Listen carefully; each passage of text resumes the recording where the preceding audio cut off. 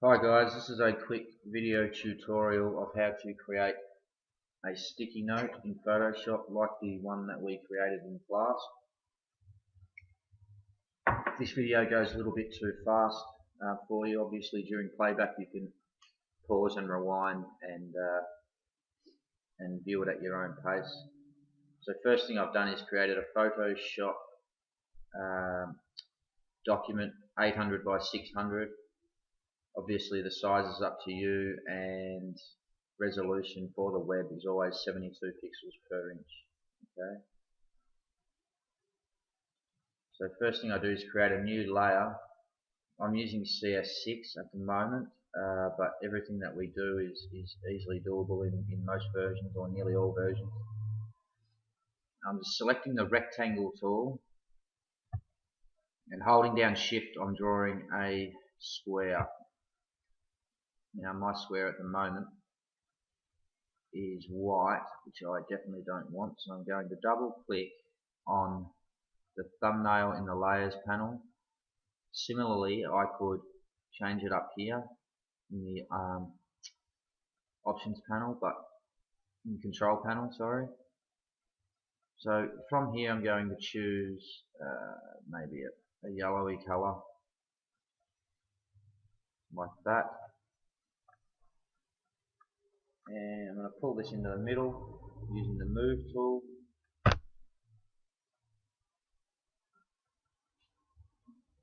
I'm going to create, right click on the layer and create a duplicate layer.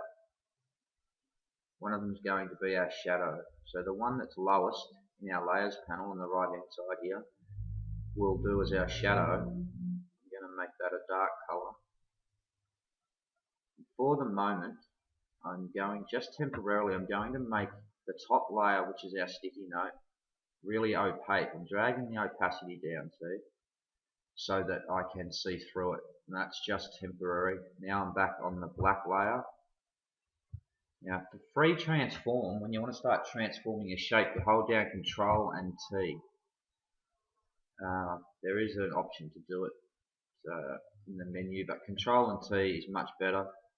So I'm going to move it down using the Shift key a couple of times so that I can see a little bit of the bottom like we did in class. And I'm going to right click on the shape and choose Warp. With the warp, I'm going to pull up these middle bits just a little bit like so, just to create that shape so that it looks like there's shadow under each corner of our sticky note. That will probably do.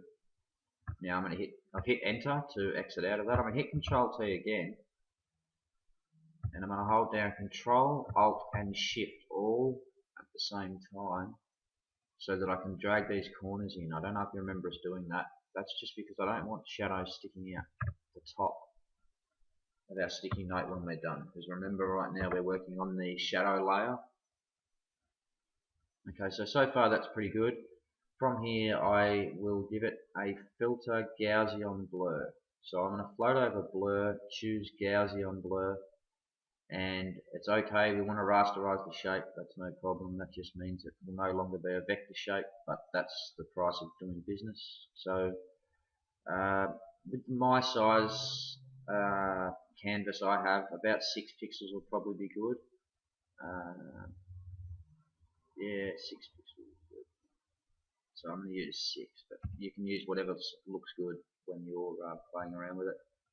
And now I'm going to reduce the opacity right down, maybe a bit more. Okay. So now I'm back on the move tool. I'm going to move it up until I like the way it's sitting, and that's pretty good. Okay, now I'm going to click back on the rectangle one layer, the yellow rectangle. I'm going to put the opacity back up, and that's pretty good. Yep, I'm happy with that. Okay. Now, in class we added an inner shadow, a large inner shadow to our rectangle to give it sort of a bit more of a realistic appearance. So I'll try that again. Distance down to 0. Oh, hang on, sorry. That's, you double click on the layer to open up the blending options panel. You can also right click on this layer to open up the blending options panel. Either way is fine. Once you tick inner shadow to apply an inner shadow, you need then to float over this actual button here. This is also a button. If we want to edit our inner shadow and not just use the default inner shadow, we have to click here, like so. Now I've got all this, all these editing tools over here. So distance 0, size right up to, let's say,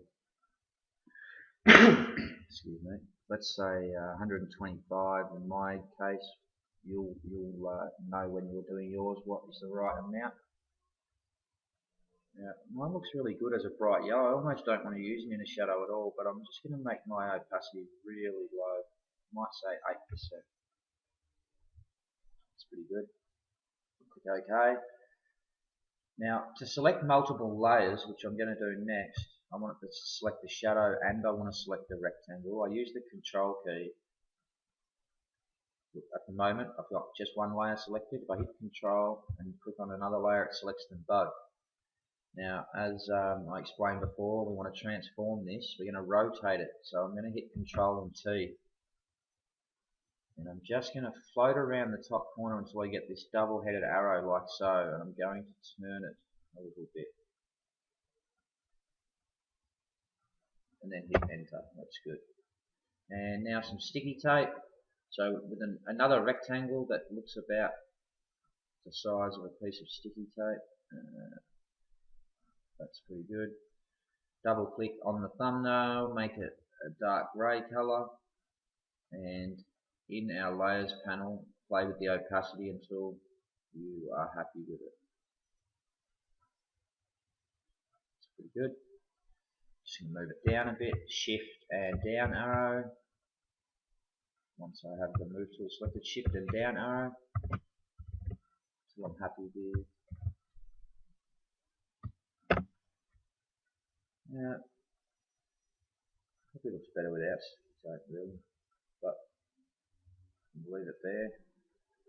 Okay, so now we just need to add some writing. New layer, text tool, type tool, and just click once, don't drag out a square, and just type some writing, type some text.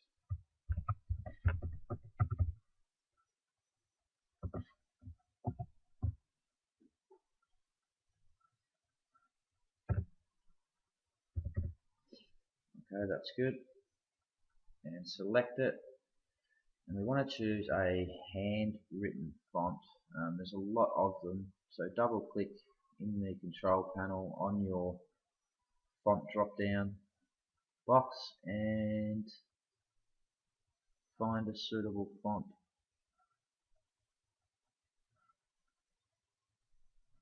I'm going to choose this one even though it's a bit too radical to actually look like writing, and make it a little bit bigger.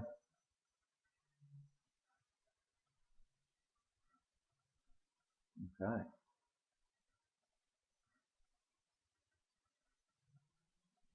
Let's make this real cool. Let's say what? I'm going to make it 96 points.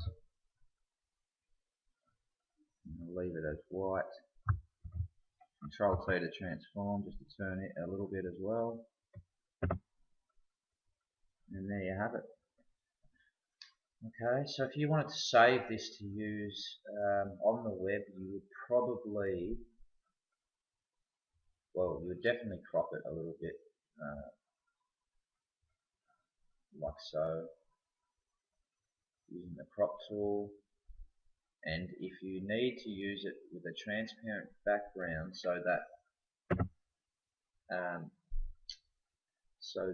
it shows up like a sticky note being stuck on whatever you're using it for, especially if you are into websites and you're using it on a web page.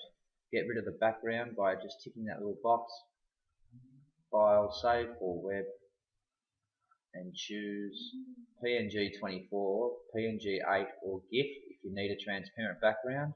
Most of you probably won't. JPEG is fine for that. That shows you there what it will look like. You're probably going to see something like this when you look at your preview panel. You can choose this and that will show you what it looks like now and what it's going to look like being saved as your preferred option. Okay, so that looks really good. I'm happy with that. Just going to undo a couple of steps to put the background back. It looks good, I think. And voila. Some of you were also interested in bringing out the lips and eyes as coloured in a black and white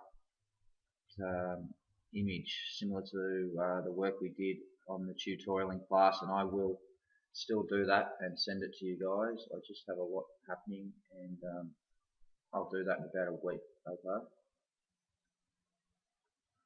Good luck. Hope you've all been using Photoshop a fair bit and having some fun. That's what it's all about. Okay, it's pretty addictive. Anyway, yeah, hope this was useful.